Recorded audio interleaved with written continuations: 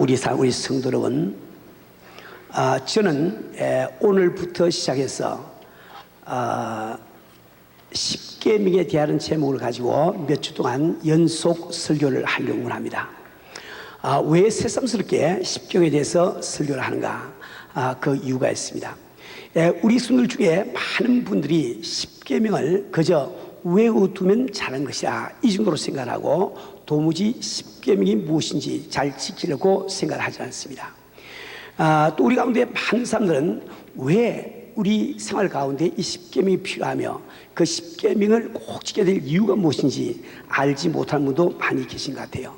또 많은 성도들이 이 십계명은 바로 3,500여 년 전에 우리 하나님께서 이스라엘 백성들에게 모세를 통해서 주신 율법이라, 그렇기 때문에 현대에 살고 있는 우리들과는 아무런 상관이 없는 이런 것으로 잘못 알고 신앙생활하는 분들이 많이 계신 것 같습니다.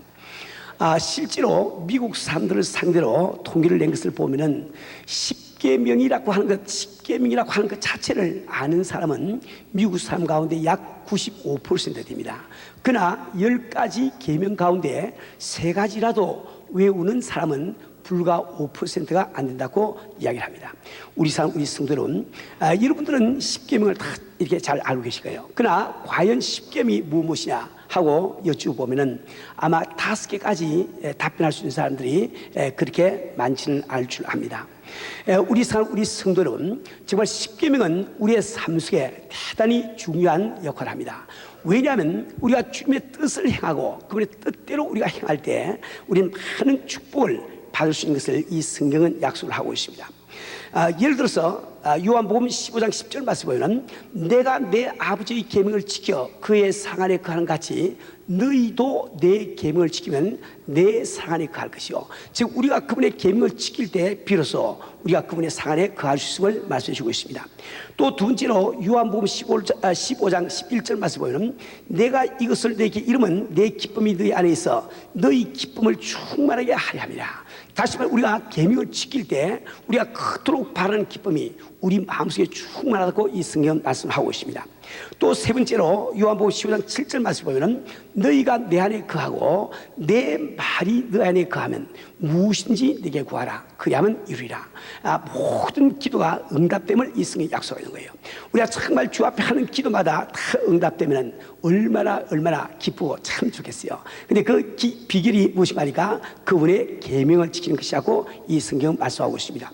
또 네 번째로 요한복음 15장 5절 말씀 보면 나는 포도나무요 너희는 가지니 저가 내 안에 내가 저 안에 있으면 이 사람은 과실을 많이 맺고 나를 떠나서 너희가 아무것도 할 수 없습니다. 우리 모든 사람들의 생을 살아가면서 많은 열매를 걷기를 원합니다. 그래서 그 열매를 걷는 비결도 바로 우리가 그분의 계명을 알고 그분의 계명을 지키는 것이라고 이 성경 분명히 말씀하고 있습니다.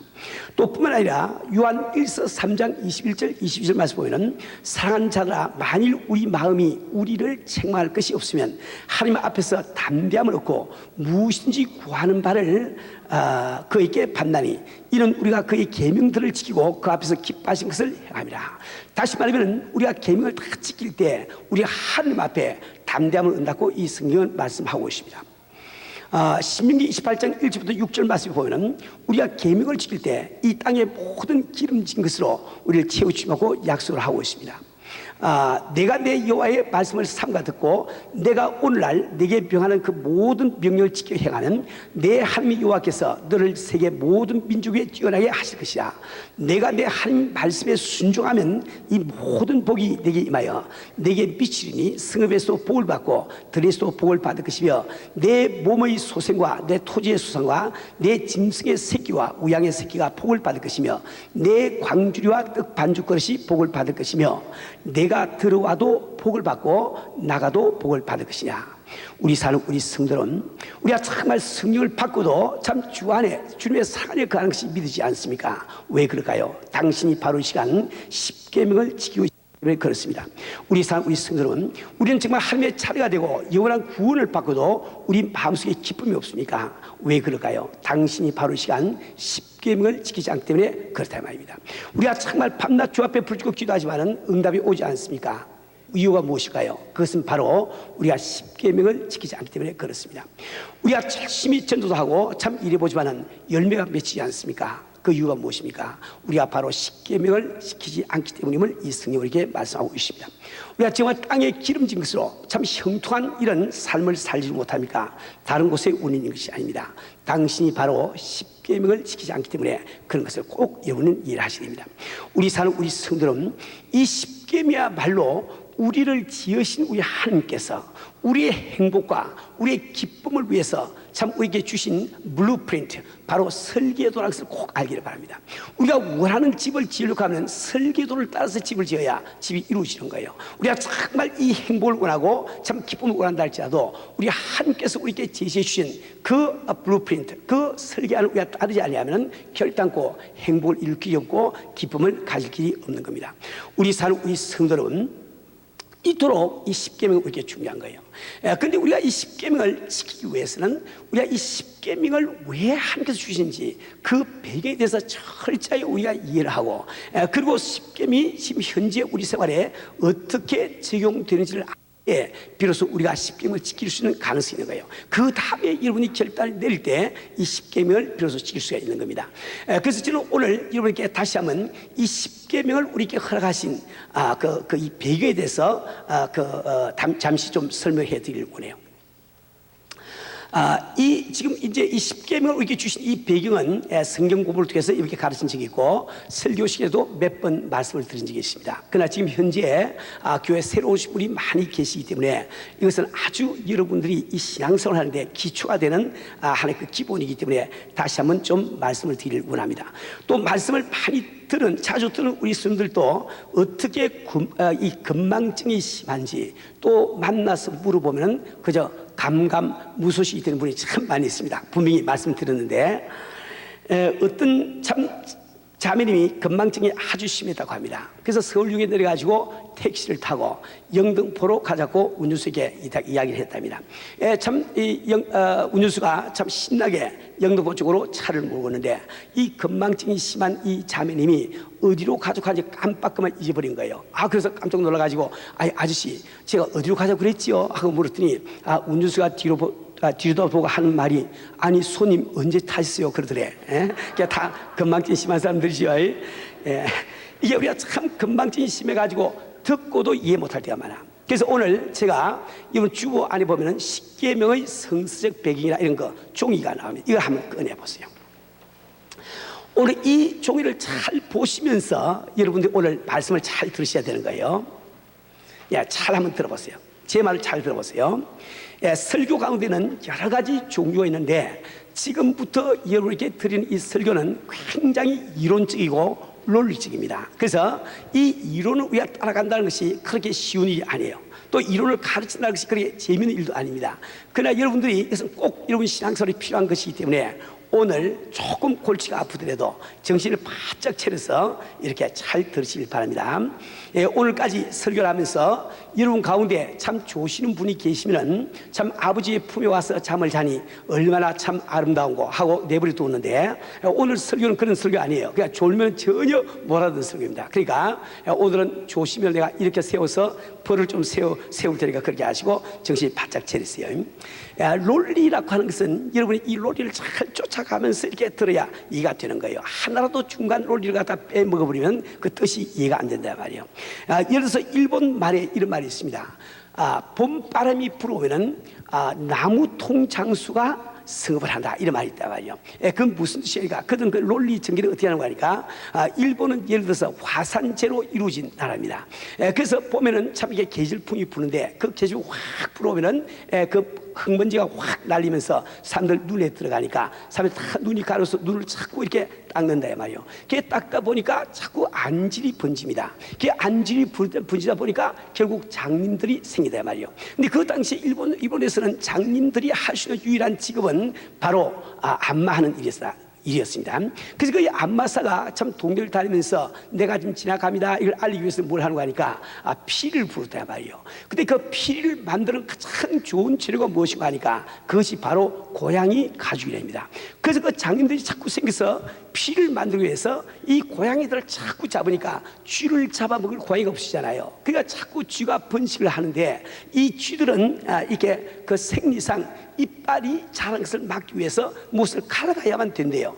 그래서 축축한 그 이 나무통을 갈기를 그렇게 좋아하니까 자꾸 쥐들이 나무통을 갈으니까 나무통에 빵꾸가 나가지고 물이 자꾸 샌다 말이에요. 그게 자꾸 사람들이 새 물통을 사러 가니까 자연히 물통 장수가 성업을 한다. 이게 논리가 그렇게 나가는 거예요. 우리 사는 우리 성도는 아마 지금 현재 제가 이번 가운데 한 분을 세워가지고 지금 내가 말하는 논리를 다 한번 이야기해보라 이러면 아마 말 못하실 분이 들어 많이 계실 거예요. 그러니까 오늘 지금 제가 드린 말씀을 잘 들으세요. 정신 집중하고 잘 한번 들어보세요. 이제는 여러분들이 혹시 어떤 분이 의문을 간다 할지라도 설명할 수 있을 정도로 그렇게 들으셔야 됩니다. 제가 이렇게 가르치는 이유가 또 한 가지 있습니다. 그건 뭔가 하니까 우리 성경 말씀은 귀한 축복의 말씀, 약속이 많이 되어 있는 거예요. 근데 우린 막연하게 생각하기를 이 참 기독교에서 말하는 교리 가운데는 불합리한 것이 너무 많다. 그래서 우리가 명확하게 되어 있는 그 구조 잘 안 믿는 이런 습성이 있다 말이에요. 예를 들어서 사람들은 막연하게 그런 생각을 합니다. 아니 사탄 마귀가 있으면 그 사탄 마귀도 하나님이 창조했으니까 있을 텐데 왜 사탄 마귀는 창조해놓고 우리를 이토록 괴롭힌단 말인고, 왜 하나님은 죄 같은 것을 만들어 놓으시고 우리를 죄를 짓게 만드시고 이렇게 괴롭히시단 말인고, 이런 생각하는 분들이 많이 계시단 말이에요. 하나님이 계시면 그분은 전지하시기 때문에 분명히 아담 이브가 선악과를 따먹지 말라고 해도 따먹을 것을 알았을 텐데 왜 따먹지 말라고 명령을 했을까? 이런 여러 가지 의문을 많이 간단 말이에요. 오늘 지금부터 공부하는 이 내용은 그런 아주 기본적인 의문에 대한 답변이 거의 다 나오기 때문에 잘 한번 들어보기를 바랍니다. 우리 사는 우리 성도는 우리가 하나님께서 참 우리 인간에게 이 십계명을 주신 이 배경을 아실까 하면 저 거슬러 올라가서 천지 창조부터 생각을 하지 않으면 안 됩니다. 우리는 지금 현재 천지 이 물질계 속에 살고 있는데 이 물질계라고 하는 것은 영원 전부터 있었던 것이 아니에요. 이것은 과거의 어떤 한 시점에 하나님이 필요하시기 때문에 그분이 만든 것이 바로 이 우주입니다. 그리고 이 우주는 영원히 지속되는 것이 아니다. 이 성경 말씀은 동일한 말씀으로 하늘과 땅이 불사함을 당한 날이 있다고 분명히 말씀하고 있습니다. 다시 말하면 이 우주는 반드시 종말이 있음을 이 성경으로 이렇게 말씀해 주고 있단 말이에요. 그런데 하나님께서 이 천지를 창조하시기 이전에 하나님이 존재 안 하시지 않으면 존재를 하시단 말이에요. 왜? 그분은 영원 전부터 자존하신 분이니까, 스스로 존재하신 분이니까. 그렇죠? 그러니까 이 우주를 창조하시기 이전에, 이 물질가 있기 이전에도 하나님의 시간은 영원 전부터 흘러오고 있었단 말입니다. 그 가운데서 어떤 한 시점에서 우리 하나님께서는 필요해서 이 천지를 창조하시고 지금 우리가 알고 있는 물질계의 시간이 지금 흐르고 있는 겁니다. 그런데 앞으로 얼마 있지 아니하면 이 우주가 다 사라져버리고 우리 물질계의 참 시간이 없어지는 거예요. 그렇더라도 하나님의 시간은 또 영원히 지속을 해나간다 말이에요. 그때 우리는 다 함께 참 주의 나라에서 주님과 더불어 그 영원한 시간 속에서 살게 됨을 우리가 다 잘 알고 있습니다. 그런데 이 성경 말씀은 주로 하나님께서 천지를 창조하신 이후부터 천지가 없을 그때까지의 일을 계시해 놓았기 때문에 이 천지를 창조하시기 전에 하늘나라에서 무슨 일이 난지 우리들이 알 길이 없는 거예요. 그런데 우리가 두 가지는 짐작할 수 있습니다. 그것이 뭐가 첫째는 천사의 창조요, 두 번째는 천사의 타락입니다. 그래서 그 종이에 보면은 욥기 38장 7절 말씀을 인용을 해놓았는데, 그때 새벽벌들이 함께 노래하여 하나님의 아들들이 다 기쁘게 소리쳤었느냐. 지금 이때 그때에 하는 것은 그 앞절을 읽어보면 하나님께서 천지를 창조하실 그때를 의미한 것을 여러분이 알게 될 거예요. 근데 여기에서 새벽별들이든지 하나님의 아들들이라고 하는 이 말은 구약 성경에서 천군 천사를 이끌을 때 쓰는 말입니다. 다시 말하면 우리 하나님께서 이 천지를 창조하실 때 이미 천군 천사가 존재했음을 우리가 알 수 있단 말이에요. 다시 말하면 이 천지를 창조하시기 전에 하나님께서는 이 천군 천사를 창조하시단 말이에요. 근데 하나님께서는 뜻없이 역사하신 분이 아닙니다. 뜻없이 일하신 분이 아니에요. 그분이 천사를 창조할 때는 반드시 천사를 창조한 목적이 있단 말이에요. 그 목적이 무엇인고, 그것은 바로 천사들로부터 우리 하나님께서 섬김을 받기 위해서 천사들을 창조하시단 말이에요. 그래서 여러분들이 히브리서 1장 4절 말씀을 보면 모든 천사들은 부리는 영으로서 이런 말이 나옵니다. 이것을 영어 성경 킹 제임스 버전에서 보면은 ministering spirits, 즉 섬기는 영들이라고 번역이 되어 있단 말이에요. 다시 말해 우리 하나님께서 천사들을 창조하셨는데 그 창조하신 목적이 그 천사들로부터 섬김을 받기 위해서 창조하시단 말이에요. 근데 우리 하나님은 어떤 분이십니까? 그분은 영생하는 하나님이심을 우리가 잘 알고 있습니다. 그분이 바로 영생하시는 하나님이시기 때문에 그는 영생하는 천사로부터 섬김을 받기를 원하신다 말이에요. 무슨 뜻입니까? 우리 하늘나라에서 천사가 살다가 100년, 200년 살다가 죽어서 시체가 생기고 하면 하늘나라가 어떻게 되겠어요? 그럴 리 있을 리가 만무하죠. 우리 하나님께서는 바로 영생하는 천사들로부터 성경을 받기를 원하는 거예요. 근데 이 성경 말씀은 스스로 영생할 수 있는 분은 한 분밖에 안 계시면 이렇게 말씀하셨습니다.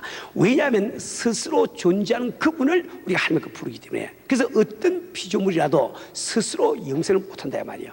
그러니까 하나님께서 이 천사들에게 영생을 주기를 원할 때 반드시 하나님이 가지신 그 생명을 그 천사들에게 나눠주지 않으면 안 된다 말이에요. 그런데 이 성경 말씀은 또 그 하나님의 생명이 그분의 말씀 속에 있음을 우리에게 분명히 말씀해 주고 있습니다.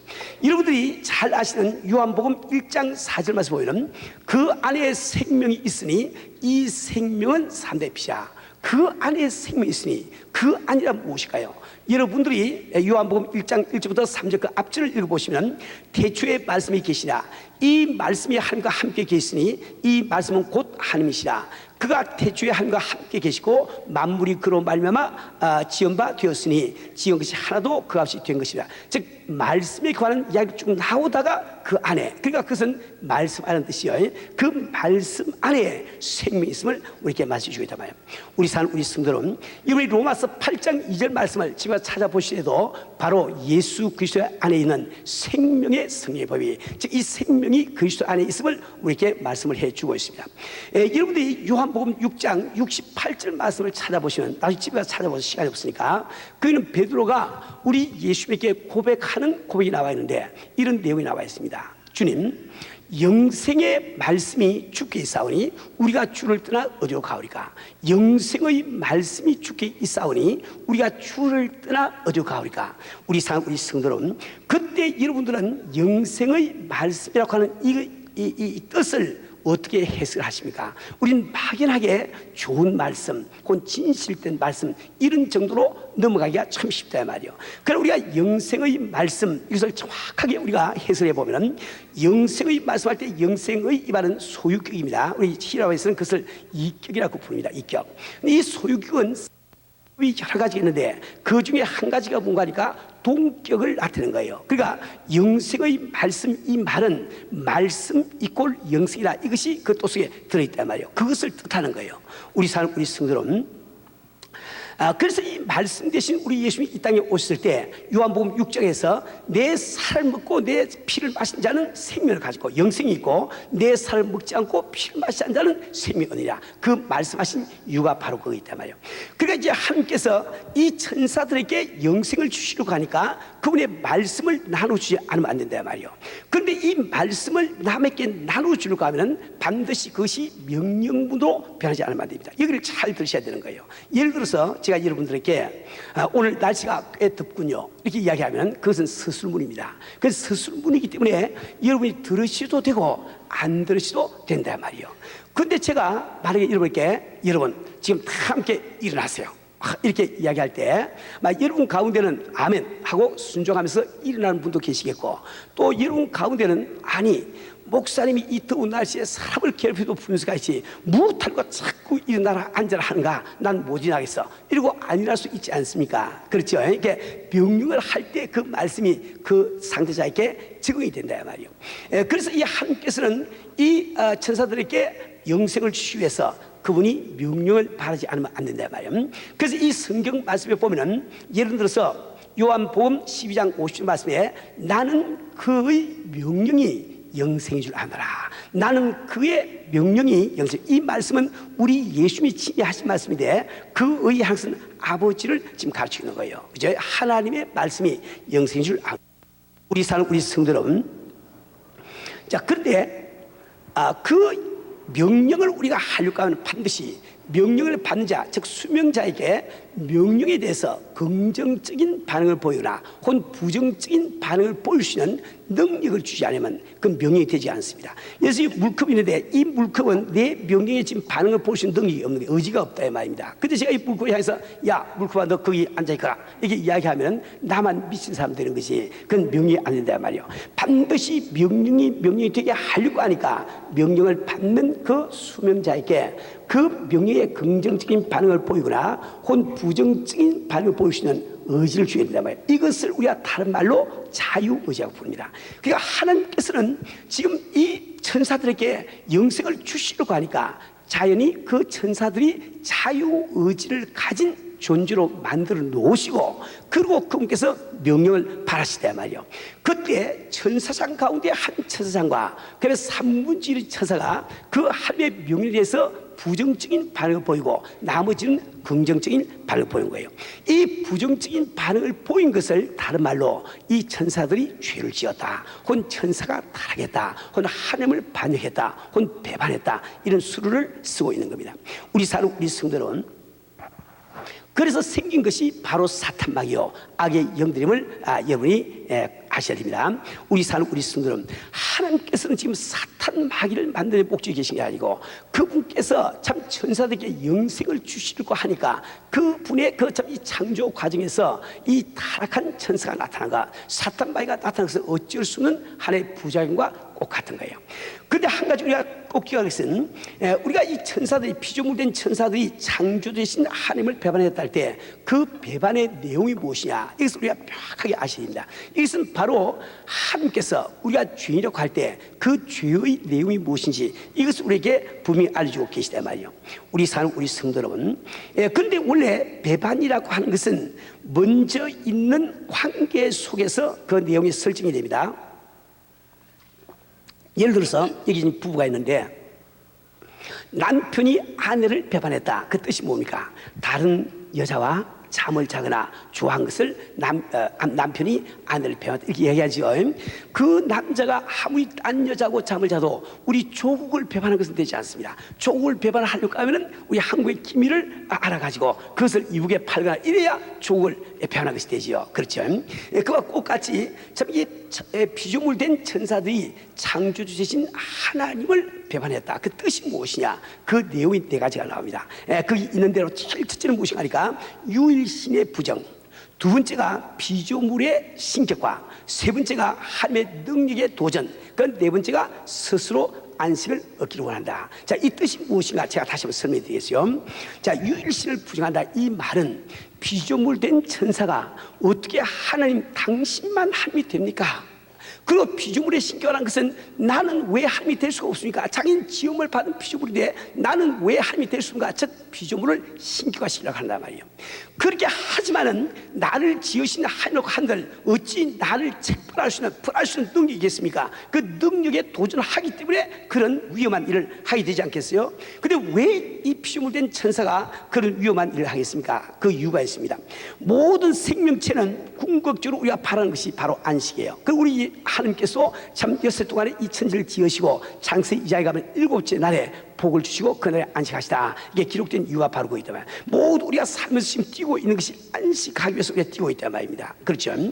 근데 우리가 하나님께서 지으신 피조물이라고 하면은 당연히 나를 지으신 하나님으로 말미암아 내가 쉼을 얻어야 되겠는데 왜 내가 쉼을 얻되 당신 때문에 쉬어야 됩니까? 내가 쉬고 싶을 때 마음대로 쉬면 되지. 이것이 바로 위험한 그 참 도전을 한 궁극적인 이유가 된다 말입니다. 우리 사는 우리 성도는 하나님께서 에덴 동산을 창사하시고 거기에 그분의 사랑의 참 대상이 되는 아담과 이브를 창조하였습니다. 근데 하나님께서는 그 아담과 이브에게 영생을 주기를 원하시니까 자연히 아담 이브에게 자유의지를 먼저 주시고 그 영생을 주시기 위해서 명령을 주셔야 되니까 그 명령이 바로 선악과를 따먹지 마라, 이 명령을 주시단 말이에요. 그런데 그때 사탄마귀가 다가와서 그 사탄마귀의 속성대로 이 이브를 갖다 꼬입니다.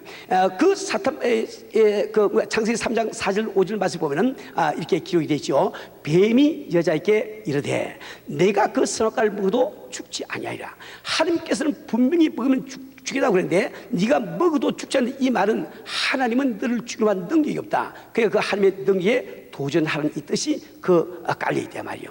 그리고 사탄마귀는 계속 뭐라고 이야기합니까? 네가 선악과를 먹으면 너도 선악을 알게 되어서 하나님처럼 되어서 이렇게 선악을 알게 된다. 이렇게 눈이 밝아서 하나님처럼 되고 선악을 알게 된다 한다 해봐요. 무슨 뜻입니까?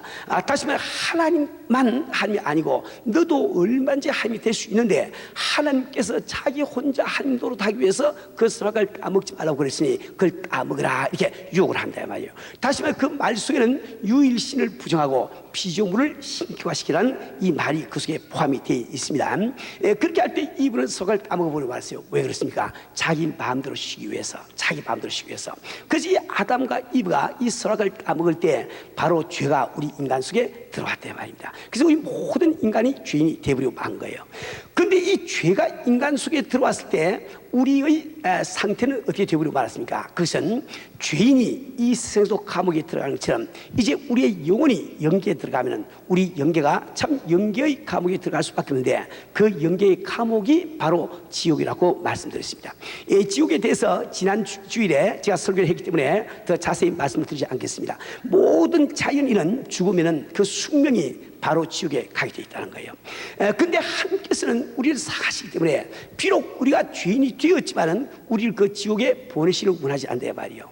그러나 그분은 거룩하시고 공의로워야 되기 때문에 그분은 또 죄인된 우리를 벌하지 아니할 수가 없단 말이에요. 그래서 그분이 할 수 있는 유일한 일은 바로 육신을 입으시고 이 땅까지 오셔서 우리의 벌을 대신 받아 주심으로 말미암아 우리가 참 지옥에 가지 않고 천국에서 주님과 더불어 영원히 살 수 있는 길을 이루시기를 원했다 말입니다.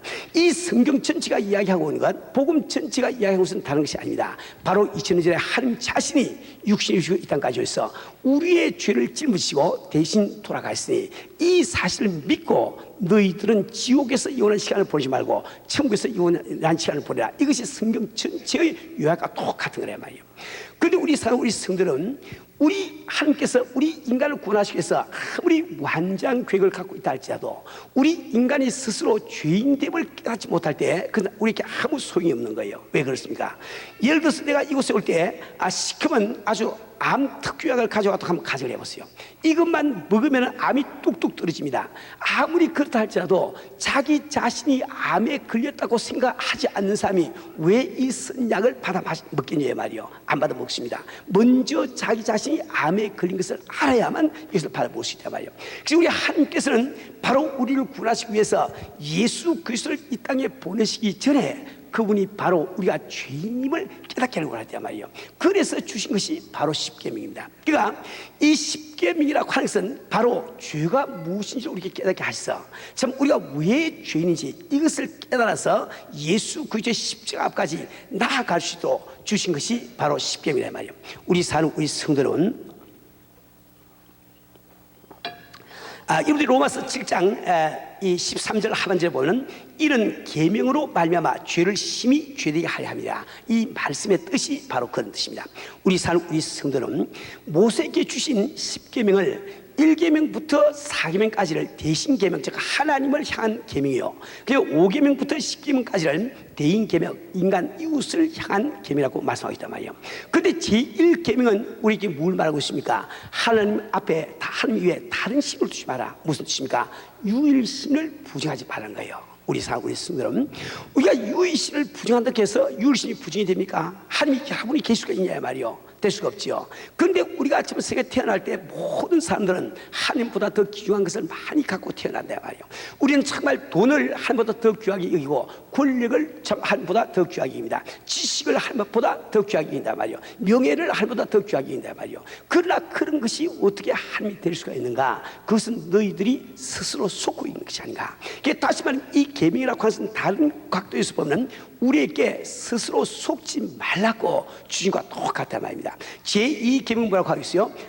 요약하면 어떤 형상에도 절하지 마라. 무슨 뜻입니까? 형상을 가진 것은 지옥을 받은 것이 아닌가, 즉 피조물이 아닌가. 그 피조물에게 왜 절을 하느냐? 다시 말하면 우리는 이 세상에 존재하는 피조물이 돈이나 권력, 지식 모두 다 피조물입니다. 이 피조물들이 나를 도와줄 수 있는 것처럼 생각하고 우리는 그 앞에 절을 하면서 살고 있단 말이에요. 그런데 우리 하나님께서는 속지 마라. 어떻게 그런 것이 너를 도와주겠는가? 오직 너를 도와줄 수 있는 분은 하나님 한 밖에 계시지 않는가? 그래서 아무 형세도 취하지 말라고 말씀하고 계시단 말이에요.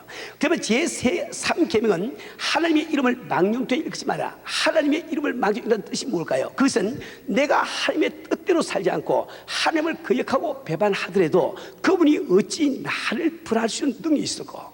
내가 주님을 섬기고 열심히 참 그분을 위해서 일한다 할지라도 어찌 그분이 내게 복을 주시며 참 상급을 주실 능력이 있을까? 이렇게 생각하는 것이 바로 하나님의 이름을 망령히 그런 거예요. 다시 말하면 하나님의 능력에 도전하지 말라는 뜻이 그 속에 포함이 되어 있단 말입니다.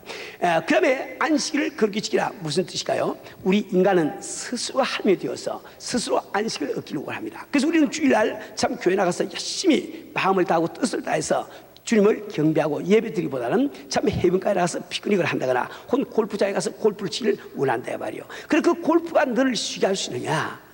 참 해변가에 그 피크닉을 간다고 해서 내 마음에 정말 안식이 있을 수 있느냐? 우리 주님은 그걸 지금 묻고 계시는 겁니다. 그래서 여러분들이 참 이 스스로 안식일을 그렇게 지킬 때 그때 비로소 우리 마음속에 참 이 평안이 있고 안식이 있음을 이 성경 말씀을 하고 있단 말입니다.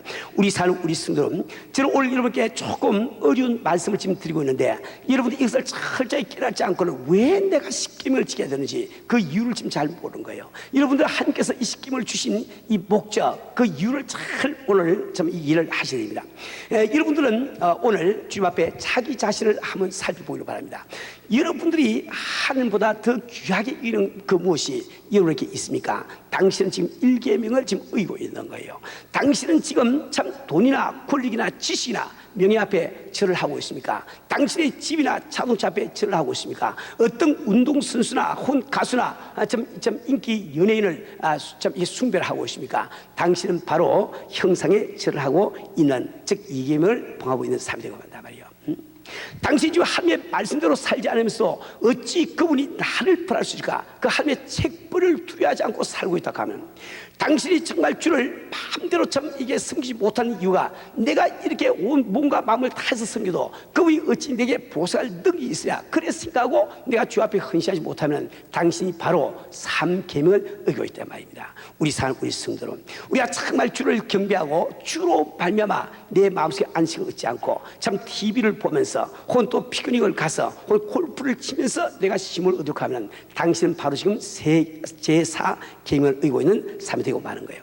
우리 사는 우리 성도는 하나님은 우리를 사랑하십니다. 그렇기 때문에 그분이 우리에게 주신 모든 말씀을 내게 유익하고 나를 위한 말씀을 꼭 기억하기 바랍니다. 오늘 우리는 10계명에 대한 참 배경을 들었는데 다음 주부터 제가 한 계명에 대해서 그 뜻을 자세히 설명을 드리고 우리 한 사람 한 사람이 오늘까지는 계명대로 살지 못했다 해서 이제부터는 정말 계명대로 살 수 있는 우리가 될 수 있도록 같이 우리 기도를 해야 되겠습니다.